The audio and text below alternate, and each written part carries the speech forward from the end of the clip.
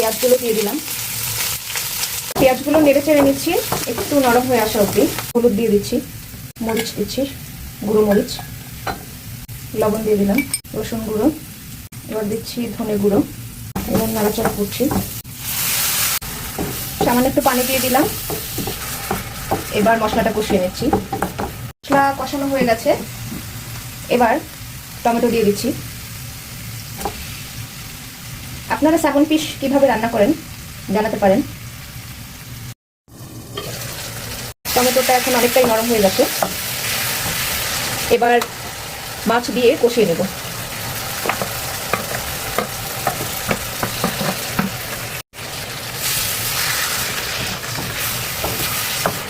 মাছটা কষে এসছে, এবার আমি ক্যাপসিকাম দিয়ে দিচ্ছি।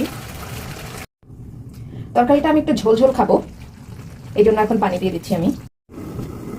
এবার কাঁচামরিচ দিব, জাস্ট কয়েকটা ফালি করে দিয়ে দিচ্ছি ফ্লেভারের জন্য।